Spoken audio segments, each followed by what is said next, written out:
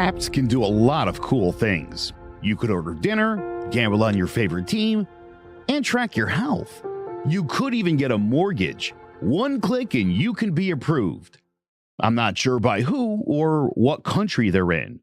You deserve more from the mortgage industry. At AnyMac Home Mortgage, we believe in the need for live human interaction during a very complex process. The kind of service and guidance which an app simply can't provide. Our customers are more than credit scores and income documents. They're individuals and families who live in and strengthen our communities. Their story is our story, and that story begins in a home.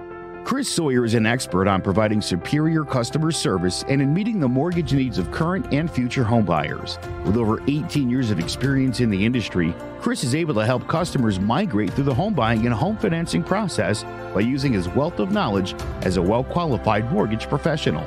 And best of all, Chris is located in Cromwell, Connecticut, where he has helped hundreds of clients in Connecticut, Massachusetts, and Rhode Island make their dreams of home ownership a reality.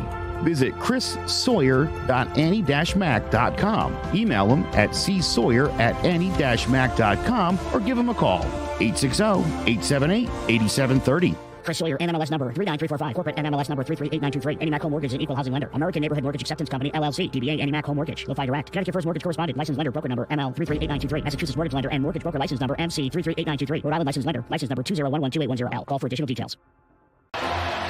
Jones on first down, wide open, it's Barkley, and Saquon Barkley will take it into the end zone. Your best ability is his availability. Saquon Barkley, he's great when he's on the field, but the problem is since 2018, he hasn't been healthy for this team. Look at this. They lob it to him. He taps it in off the glass. How about that? Porter Moser, I think right now is the best coach in college basketball, hands down. Fins 2 for 3. He's done his part.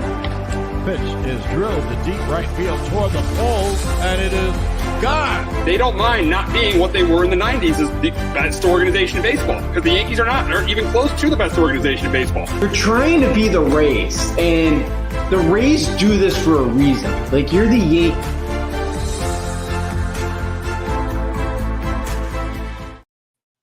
Welcome to Sports Talk with R&J. I am Steve Risser, along here with Justin D'Onofrio, and we had another installment of the college football playoff rankings last night. Not really much of a surprise. Obviously, Georgia 1, Ohio State 2, Michigan 3, TCU 4, LSU 5. That was that's the big one. USC 6, Alabama 7, Clemson 8. So, and I think the Clemson's not going to matter because if there's chaos, and I think Clemson will still get in. It doesn't matter if they're behind Alabama. But yeah, I think this ranking showed that. That LSU, if they went out, they're going to get to the college football playoff. I don't think so. Really?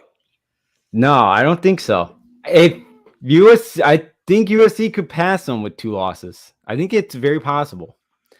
But this also showed the committee that a win against Alabama, negates anything, negates a 27-point loss at home to Tennessee, which I know Tennessee's good, but come on now. Like they beating Alabama is above any pedestal that you could have. And, USC should be number 5. Yeah, I disagree. I think, if they win the SEC LSU, they're going to get in. SEC is the best conference in college football. I think if they win it, they get in. I think the committee showed that last night. I really do. Because I think if it comes down to LSU and USC, I think they're going to take LSU as a 2-loss team.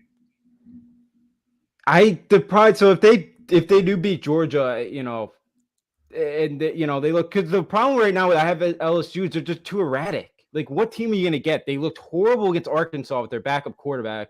They looked really good at UAB last week, but they lost by 27 at home to Tennessee. I know Tennessee's good, but you lost to Florida State.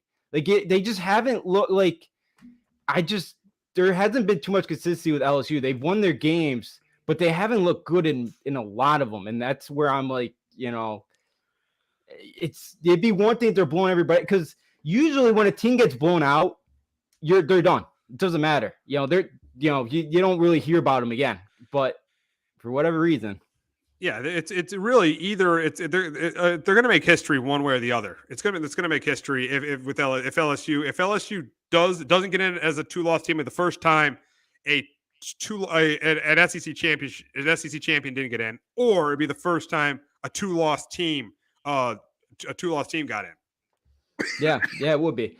I wouldn't be shocked, but I would think you'd have to take, you would probably have to take USC. I mean, they got one loss. Like, if there's a one-loss team out there over above a 2, I know they really, really love their conference championships, but they got blown out.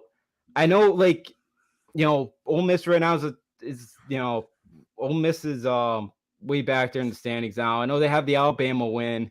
I know Florida State helps as well, as now they're up to number 16. I know they do have some good wins.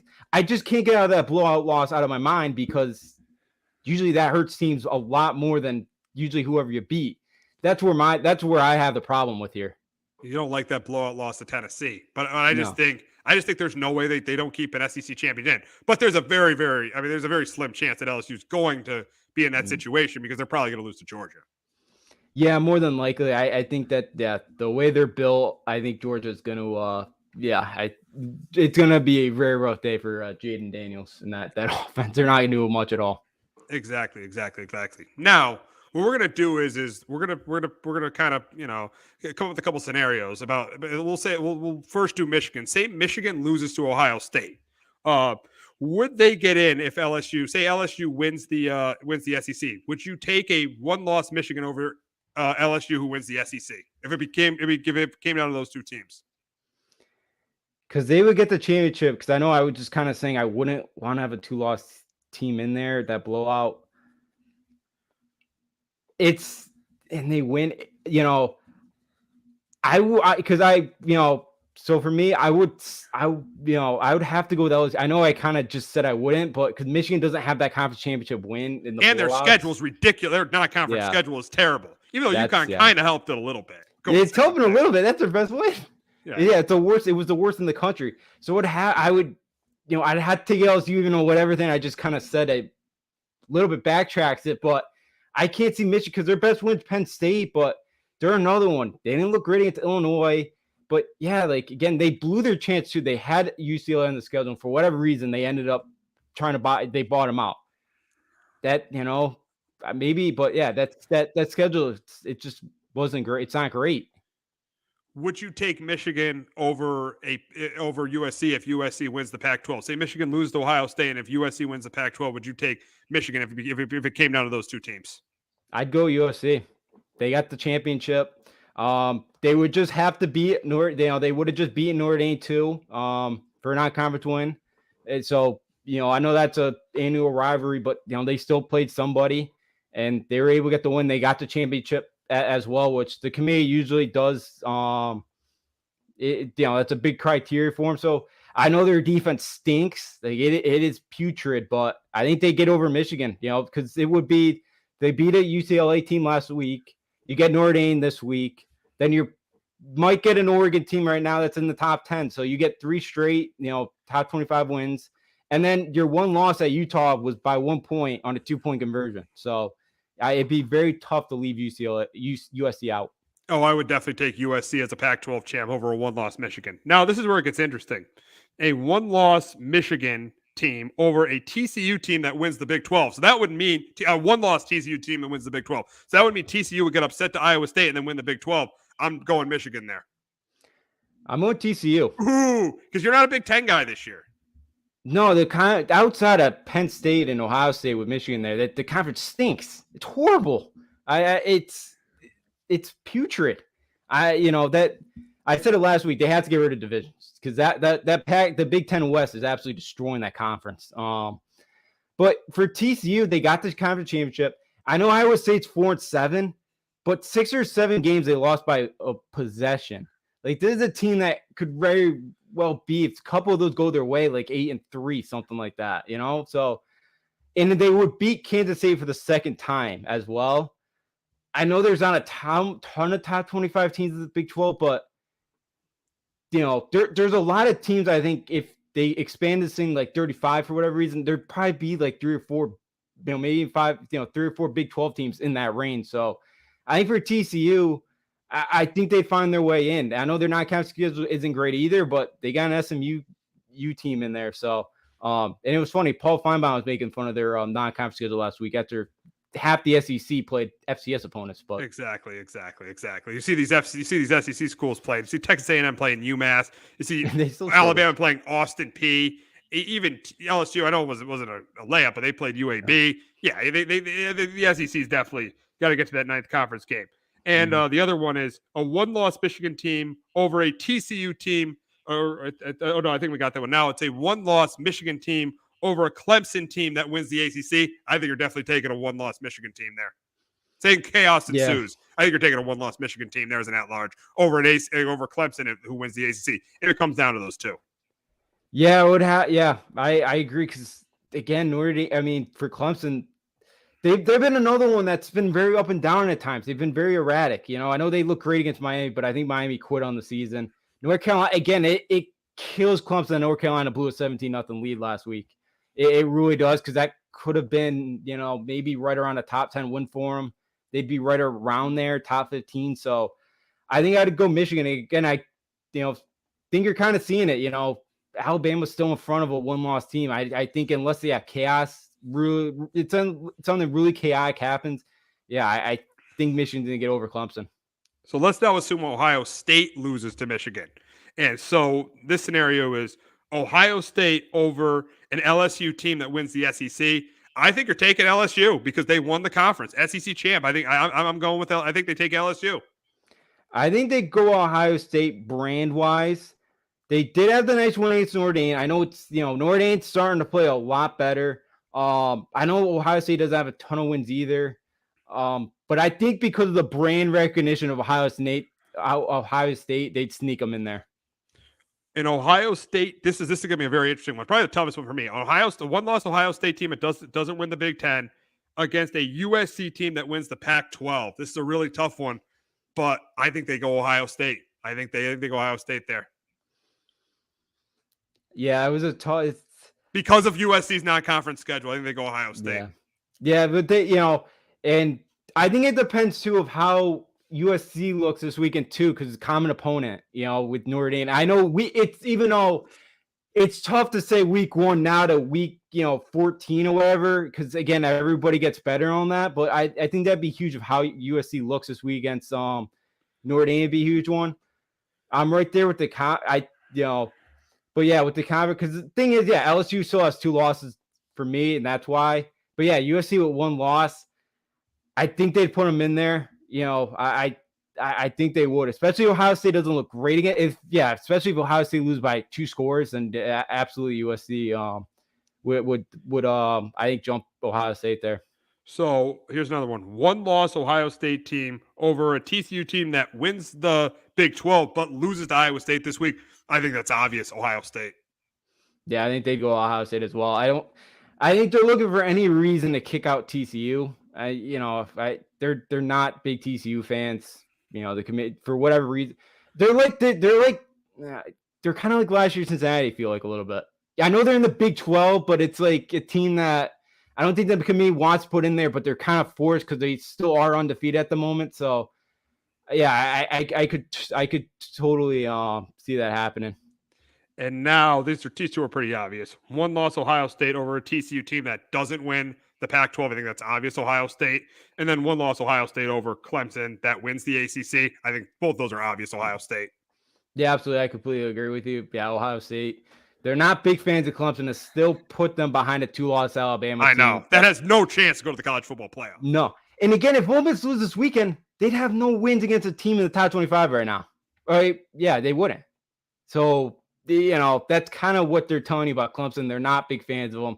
Yeah, it'd take a lot to happen, so I completely agree with you. All right, now we got to get to the big game in Columbus this week between Ohio State and Michigan. I mean, both teams coming in undefeated. And the first question I think we're going to ask is, what does Michigan have to do to win the game? It's pretty obvious. Just like they did last year, they got to run the football. Blake Corman's got to go for 100 yards to make life easy on JJ McCarthy in this game. And if he doesn't, it's going to be very, very hard for Michigan to win this game. But the number one thing is run the ball and contain Ohio State's running game. Yeah, absolutely. I completely agree with you. They got to play bully ball again.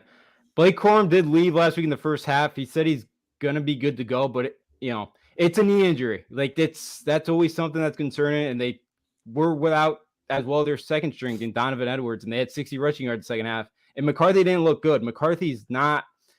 He's more of an athlete than Cade McNamara, but he's not a great passer. And yeah, if they can't get a running game going, Ohio State's going to feed off McCarthy, and I think it's going to be very tough for Michigan. So they need both Edwards and Blake Corum to be 100% on Saturday. Absolutely. So what does Ohio State have to do to win the game?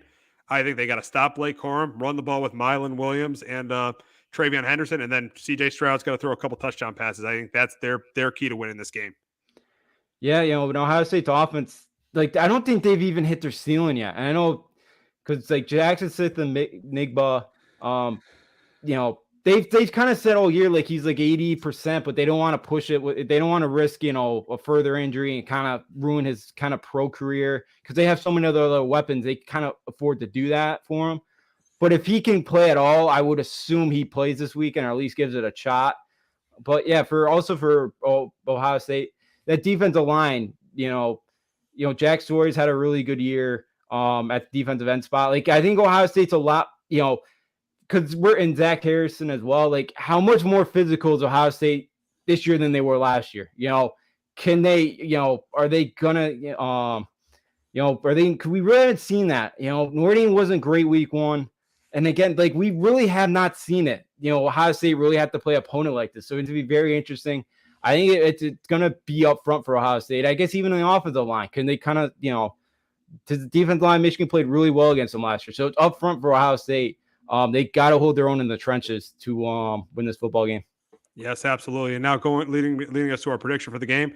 In this game, I don't think this game is going to be as close as people think. I think Ohio State's going to win this game. I think they're going to win it by 2 scores. I think they're just clearly the better team. I think they get the running game going with Williams and Henderson. I think Stroud throws a couple touchdown passes. And I think they contain Blake Corum. And I think that leads McCarthy to turn the ball over a couple times. And you said it about Ohio State's defense, a very, very underrated part of this team. Jim Knowles has done a really good job coming there. This is a very underrated part of the team. The biggest reason why they didn't make the college football playoff last year was their defense. They gave up over 30 points to Anthony Brown in Oregon in week 2, and then they gave up over 40 points to Michigan. And in the Rose Bowl, even though they won, they gave up a ton of points to Utah. So the improvement of this defense has been the reason why Ohio State, I know the offense is great, but that's why Ohio State is a more complete team than they were last year. And I think they win this game 34-20. And Michigan, and realistically, if you look at the schedules, Ohio State did beat Notre Dame early. They did, so they have a better non-conference win than Michigan.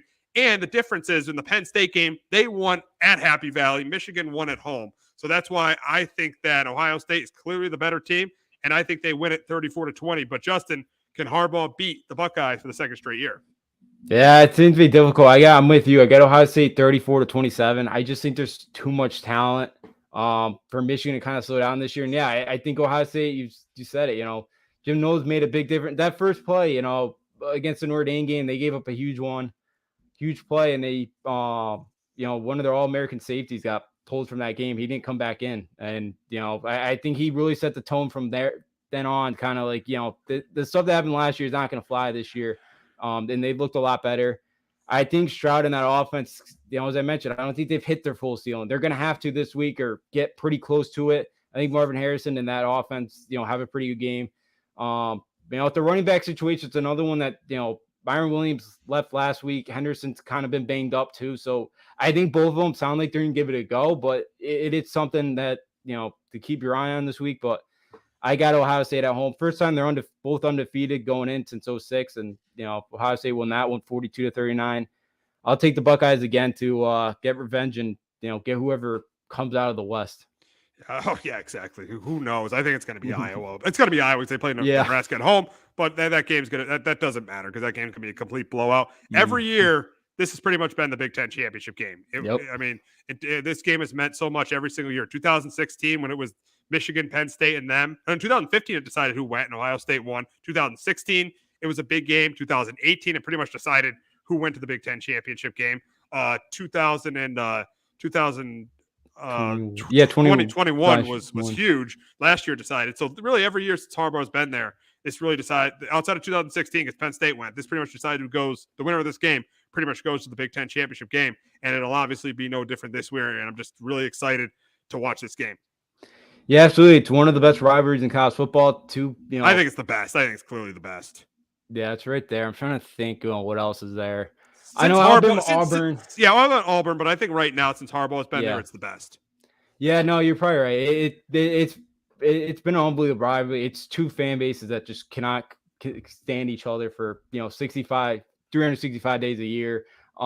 It's such an incredible rivalry. It's one game it's on the bucket list to get to. But yeah, Harbaugh's done a great, done a really good job of taking over. I know at times it hasn't been good, but it's kind of that style of the offense. But they worked last year into Ohio State. It possibly could work again, but yeah, I think Ohio State just got a little bit too much talent. Yeah, he's done a great job. Yeah, this has meant a lot, and I know I've said it a couple of times, but this is why they got to get rid of divisions. The ACC is going to do it next year. The Pac-12's got rid of it this year. You got to get rid of division. So maybe that helps out some of the West and kind of even some things out. And again, we get a rematch of these two teams possibly next week as well. Yeah, exactly. Yeah, that's why they definitely have to get rid of divisions. But we got a couple more rivalry games to talk about. But before we talk about that, we are going to hear from our friends at JPEG Financial and Shamrock Home Inspections. Do you have a 401k and some savings for future retirement, but don't even know if it's enough to live off of? How much is enough? How often are you thinking about it? The team at JPEX Financial Group can help set your mind at ease. We specialize in creating strategies in the planning and managing of your financial, educational, and investment needs. We help clients pursue their investment goals with sound financial strategies. You deserve a personal, tailored plan. Lasting, meaningful, and open relationships are the foundation of our practice. You've worked hard for your money and should feel confident in your investment choices as you make decisions for your financial future. Your goals are our goals. We are dedicated to your needs and hopes for your future. Visit our website and give us a call at 860-430-5397. Securities offered through Raymond James Financial Services, Inc., member FINRA, SIPC. Investment advisory services offered through Raymond James Financial Services Advisors, Inc. JPEX Financial Group, LLC is not a registered broker-dealer and is independent of Raymond James Financial Services. JPEX Financial Group is located at 78 Eastern Boulevard, Glastonbury, Connecticut. There's no bigger investment than home ownership. And to make sure the house is up to your standards, you need a professional to look it over. Brian Flanagan from Shamrock Home Inspections is a licensed home inspector and a member of the Connecticut Association of Home Inspectors. Brian was a contractor for over 15 years, so he knows how homes should be constructed and how mechanicals should work. What makes me a good home inspector was the 20 years that I was a home improvement person, doing all the different repairs that I have done and what other people have done wrong that I had to go out and fix. So I have a pretty quick eye on seeing what's right and what's wrong. Before you move, call Shamrock Home Inspections. Before you make the biggest investment of your life, call Brian Flanagan from Shamrock Home Inspections at 860-268-2566 or visit shamrockhomeinspectionct.com. Alrighty, we got more games in rivalry week, and we'll start with the Battle of South Carolina as South Carolina travels to Clemson.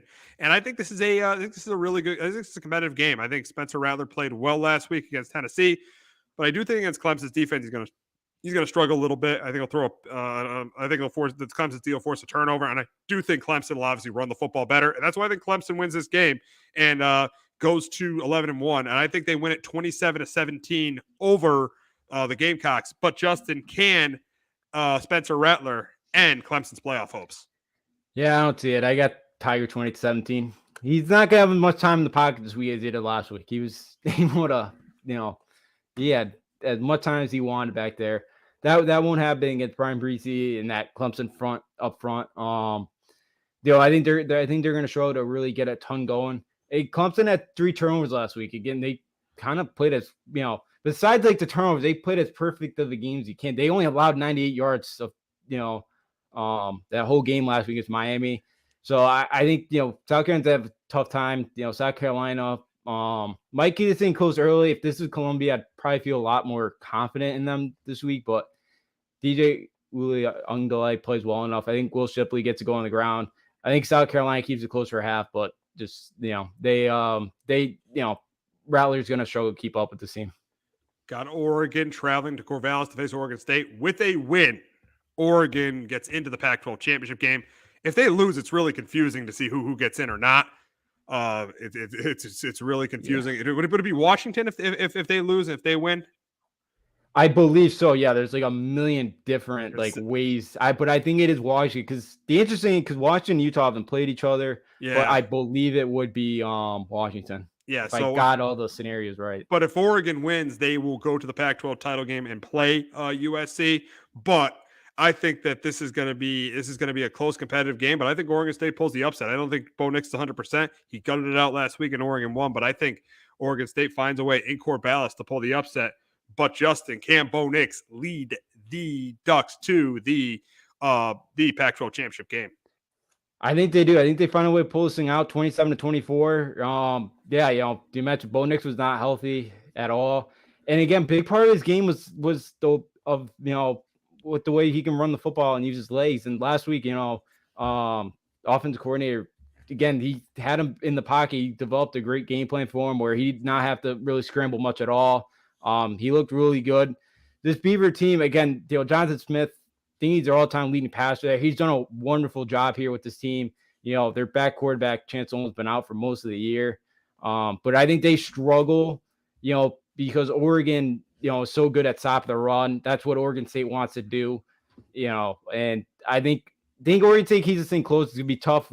We know what happened last time in 2020. Oregon State ruined Oregon's chances to get the playoff that year. I think Oregon finds a way to get out of Corvallis with a win, but it will not be easy. I got the Ducks 27-24. We got the Cyclones heading to Fort Worth to face TCU, and I think this game is going to be a blowout because I don't like Iowa State's offense. I think TCU plays a really good game. I think Max Duggan throws a couple touchdowns, and I think Miller has a pretty good game on the ground, and I think Johnson has a couple receptions. And I got TCU winning this game 31-10. But Justin, can Matt Campbell ruin TCU's undefeated season? I think they keep this thing close, but I don't think they are able to pull it out. I got TCU 20-21. As I mentioned before, Iowa State's got 6 out of 7 losses were won by one possession. And the only one that was Oklahoma, and they put up a touchdown late in that game to go up by 2 scores. So they were in that one most of the time. TCU's got to get out to a much faster start. Again, last week they found a way to win like they have all year. They just, again, every week they find a new way to win. It's never a bad thing, but at some point they could catch up with you. I think Max Duggan in that offense, Quentin Johnson has a big day, but yeah, Hunter Deckers hasn't been great. And then they've really missed Breece Hall. They really have not had much of a running game at all this year. This is it for Iowa State. So I could see it's their first time not going to a bowl game since 2016. I could see this team trying, this is it for the seniors and all them. So I could see them trying to, finish this thing and, knock off TCU and their hopes, but I think TCU is a little bit too talented. They'll find a way to win. LSU travels to College Station to face Texas A&M. I think this is a close game, just like the Arkansas game was. I think this is a close game, but as LSU has done all year, I think they pulled this one out. I just don't think Texas A&M has enough offense. Their quarterback play is absolutely terrible, and I got LSU having a chance to get a college football playoffs, having a chance to get a spot in the college football playoff against Georgia next week. I got LSU winning at 23-17. But Justin, can Texas A&M ruin LSU's playoff hopes?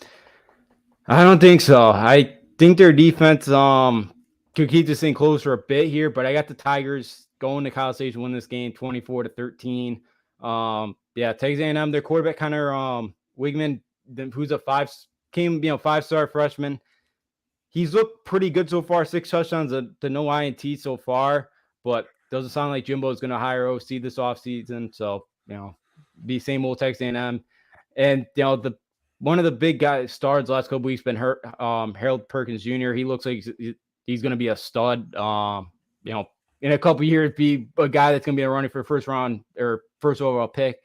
And he was originally committed to Texas A&M, and he decommitted a week before signing day, and then went to LSU. So he would really help out that stellar defense they had. So another blow to A&M, but I wonder too for A&M because a couple weeks ago, one of their top wide receivers, Musa Muhammad, he went on Twitter and said he was benched because he wore the arm sleeves and he was benched for that.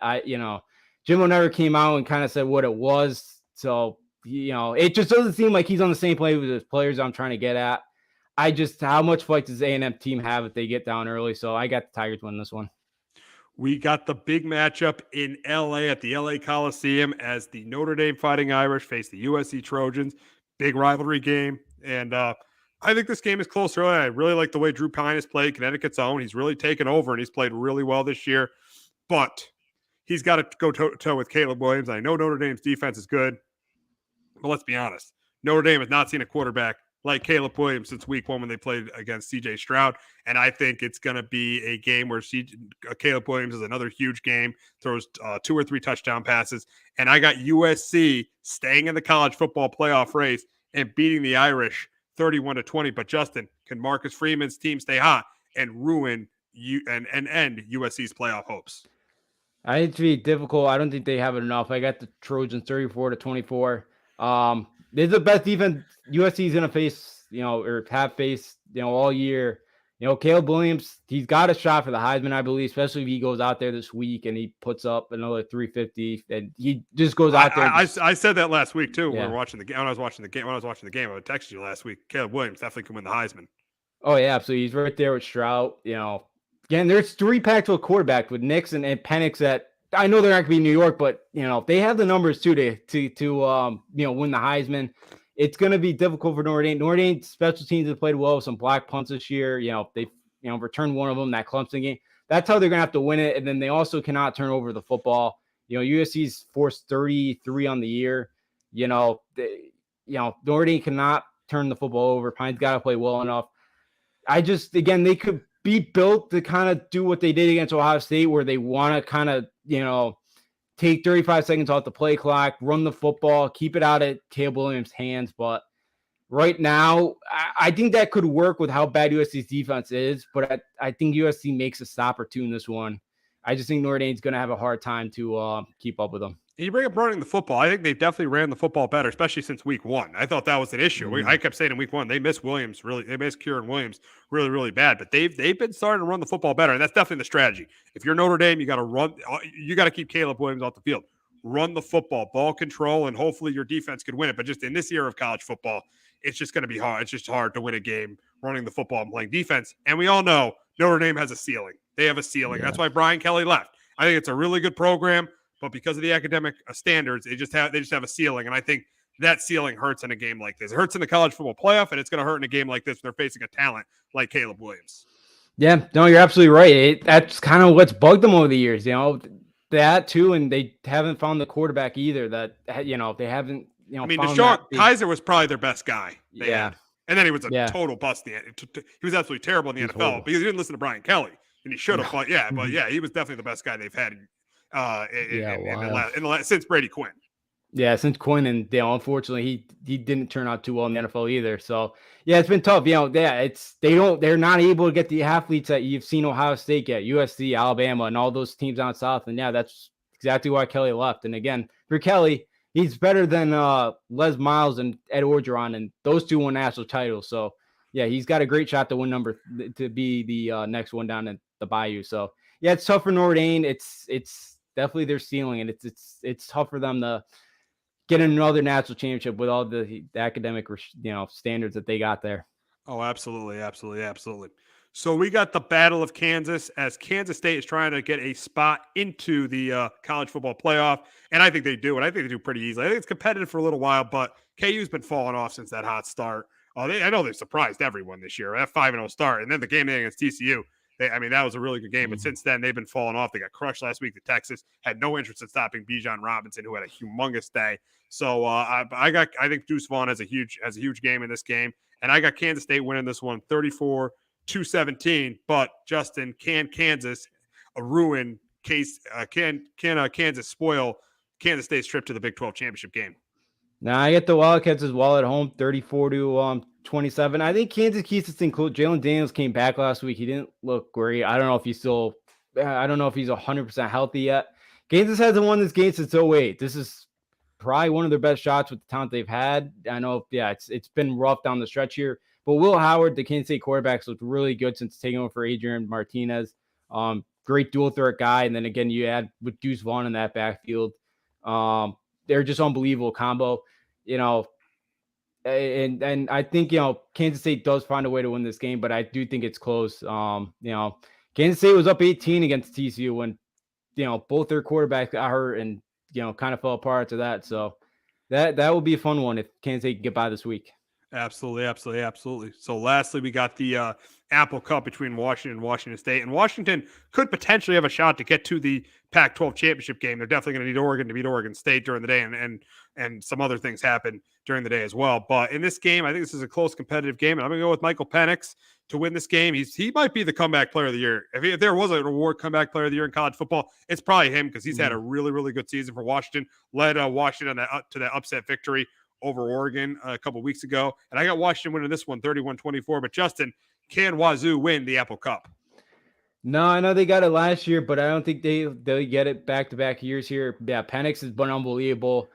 He's looked like back when he was 2020 there with Indiana, just had an outstanding year. And I just think right now Washington State's pass defense is 97th in the country. That's not going to get it done. Washington just got too much explosiveness for Washington State. They'll keep this thing close. Cameron Ward, he's the guy that's got a big arm, and I think they make some plays against that Washington secondary. But I'll take Michael Penix against Cam Ward, and the Huskies get back the Apple Cup. Yeah. So we'll see what happens. Should be a very, very interesting week of college football. You got a great game at noon, and then you got a great game at 7:30. So it should be a very, very fun and interesting week of college football. But we got to wrap up the show talking about a little bit of World Cup soccer. And the U.S. started the World Cup, opened the World Cup on Monday, tying Wales 1-1. A little bit disappointing result there. I think they were favored to win that game, and they didn't. England was dominant against Iran, and they play on Friday in the World Cup. Interesting game, but I just think England is the better team. I think they win this game by a couple goals, either like 2-0 or 3-1. I think that England wins this game. I think the biggest thing for the U.S. is they gotta play. It's really they gotta play England better than Wales does, and they gotta play Iran better than. We gotta beat Iran and then beat Iran by more than Wales does. The goal difference. It's going to come down to for them to advance. It's going to come down to the goal differential between the U.S. and Wales. Yeah, U.S. Yeah, I thought like first game they were aggressive at falling in the first half. In the second half, they kind of sat back on their heels, and it kind of cost them. Against England on Friday, they're not gonna be able to do that because England's pretty explosive. I don't remember who their captain's name is, but I know he's getting his ankle checked out. It sounds like he's gonna play, but maybe that's something that helps the U.S. But yeah, they're gonna have to beat Iran by a couple goals there, more than Wales. They know that could be tough, but definitely still have a shot. I know it's a young team, so part of it could be especially now after the way they got a draw there, they kind of just go out, play freely. Yeah, exactly. Yeah, they got to play free. Play freely, not play not to lose. I think especially against England, because no one's expecting them to play England. So I think you play freely, and if you could win the game, I think you're absolutely advancing to the next round. So because they should beat Iran. They should be comfortable there, and that will give them enough. Absolutely, will give them enough points. So yeah, they could somehow pull off an upset, or at least even just get another draw. Would help too. But yeah, England I know is one of the better teams in the world. So yeah, it's gonna be a difficult one for the U.S. But yeah, they got to play freely, just kind of stay aggressive. Exactly. And then the biggest story of the World Cup was Argentina losing to Saudi Arabia yesterday. Argentina might have one of the best players in the world, and Lionel Messi. They lose to Saudi Arabia 2-1, and it could be very tough for them to get to. I think it's going to be tough for them to get there, but I still think they're going to get out of group play because I think they'll probably beat Poland, and there's a good chance they beat. There's a good chance they beat Mexico, and I think there's a chance Saudi Arabia could lose their next two games. So I could very easily still see Argentina getting out of group play.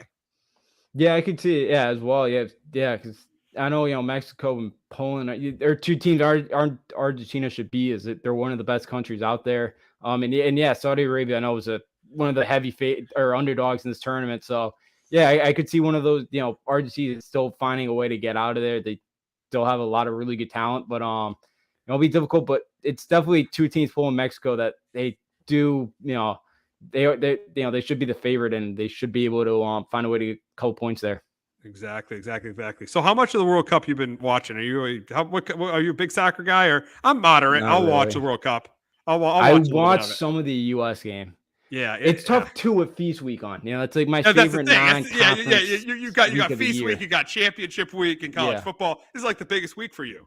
Yeah, this is huge. Yeah, this week and then like until March, and it's just So for me, it's tough. It's not the most ideal time for me, but I did tune in to watch some of the I did catch some of the U.S. games. So I'll mostly just watch the U.S. and probably not much else. Me, I'll probably watch the U.S. and I'll probably watch the elimination games, but definitely mostly the U.S. Yeah, mostly. Yeah, I'll probably watch some of the when it gets to the knockout stages and all that. I'll probably watch a little bit more. But this is right now just kind of mostly just the US. I'll tune it on for a few minutes, but that's about it. Yes. So that is going to wrap it up on Sports Talk with R&J. For Justin Alfrio, I'm Steve Risser. We'll be back next week talking week 13 of the NFL season, championship week in college football, and a little bit more World Cup soccer. Have a great Thanksgiving, everybody. Jones on first down, wide open, it's Barkley.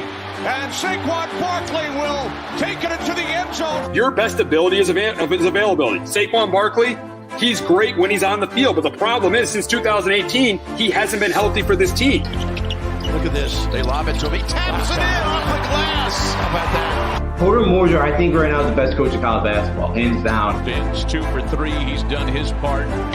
Pitch is drilled to deep right field toward the poles, and it is gone. They don't mind not being what they were in the 90s as the best organization in baseball, because the Yankees aren't even close to the best organization in baseball. You're trying to be the Rays, and the Rays do this for a reason. Like, you're the Yankees.